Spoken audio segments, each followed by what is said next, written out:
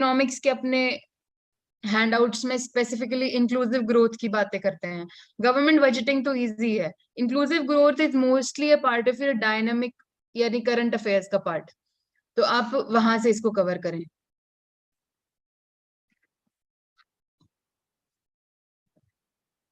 Next is your, so this is first segment 1 and 2, this is economics, जो usually पहले 3 questions आपके इसी से आते हैं, दो दो क्वेश्चंस, तो this is your core economics.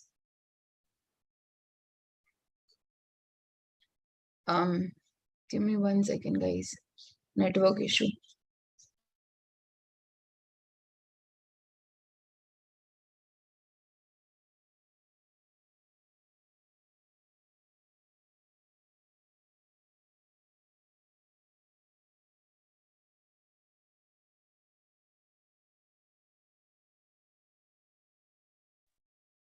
सो इसके बाद है आपका next part, that is your agriculture.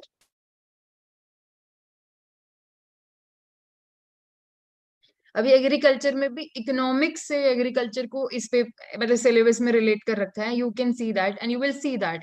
First is major cropping patterns, different types of irrigation system, storage, transport, marketing of agriculture produce and issues relating constraints. जैसे पूरा पूरा ये जो marketing और ट्रांसपोर्ट लिखा है, इस बार जैसे अपस्ट्रीम और जो डाउनस्ट्रीम लिंकेजेस हैं कि कैसे अपस्ट्रीम लिंकेज में फार्मर्स को प्रॉब्लम होती है, डाउनस्ट्रीम में प्रॉब्लम होती है, डायरेक्ट उसी से क्वेश्चन आया।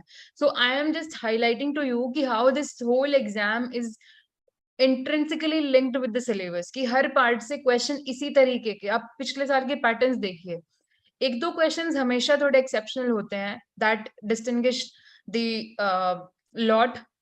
हाउएवर मोस्टली यही इंडिकेशन है कि आप कैसे सिलेबस को कवर करें, and then you will feel confident कि कई बार आप क्वेश्चंस भी प्रिडिक्ट भी कर लेते हो कि इससे एक पेपर में क्या क्वेश्चन आ सकता है। कि जैसे मार्केटिंग ऑफ एग्रीकल्चर प्रोड्यूस है, या तो वो एपीएमसी से रिलेटेड कुछ पूछेंगे, या आपको फॉरवर्ड बैकवर्ड लिंकेज पूछेंगे, या जो लॉन्ग इंटरमीडिएट चेन को कैसे कम किया जाए, या ई नैम का क्या बेनिफिट है, मतलब whatever is surrounding then that. So this is just a symbol, आपको एक इंडिकेट कर दिया कि Saurabh has to move in this direction, that he has to prepare marketing of agriculture produce. So, and then the extent to which Saurabh can cover all the aspects of marketing, then it will decide the preparation कि कितना strategically आपने preparation करी है। Related constraints इसी में आ गई आपकी ई technology यानी ई नामा हो गया। तो इसमें आपकी क्रॉप्स, मेजर क्रॉप जैसे वीट, राइस, कॉफी, रब मतलब कॉफी हो गया, फिर आपके पल्सेस हो गए, फिर शुगर केन हो गया, जितनी भी मेजर क्रॉप्स हैं, कॉटन हो गया। तो कई बार वो डायरेक्ट क्वेश्चन क्रॉप्स पे पूछ लेते हैं कि इसकी कंडीशंस क्या हैं, इसका ज्यादातर कहाँ इसका प्रोडक्शन होता है, या इसका फूड प्रोसेसिंग करके क्या कुछ कर सकते हैं, ऑयल सीड में क्यों हम कम है। तो ऑल द क्रॉप्स, इरिगेशन में मेनली आपका ट्यूबवेल, ठीक है, कैनाल इरिगेशन या ड्रिप इरिगेशन, माइक्रो इरिगेशन, ये सब जो नई नई techniques whatever is related to irrigation, ये सब इसमें आता है। Transport, marketing.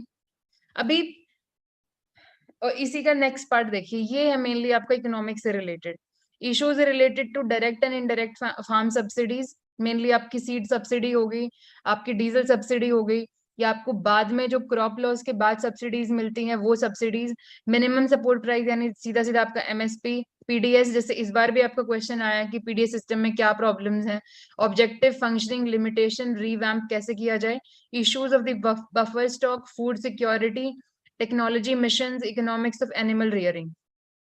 So this is your agriculture. Again क्योंकि कोई बुक नहीं है एनसीईआरटी, तो एग्रीकल्चर पे स्पेसिफिकली है नहीं, लेकिन एनसीईआरटी जो ज्योग्राफी की है वो कहीं ना कहीं क्रॉपिंग पैटर्न को कवर कर लेती है, तो वहां से किया था मैंने क्रॉपिंग पैटर्न। इसके अलावा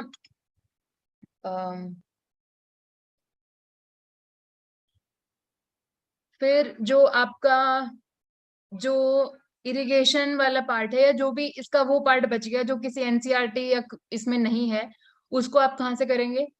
मेनली मैंने किया था, जैसे मान लो मेरे को करना है marketing of the agriculture produce, online sources are the best sources, कि मैंने एक पेज पे लिखा मार्केटिंग ऑफ एग्रीकल्चर प्रोड्यूस, तो जो भी मुझे ऑनलाइन अच्छा मटेरियल इसका लगा मैंने उसको देख लिया। इसके बाद e-technology in the aid of farmers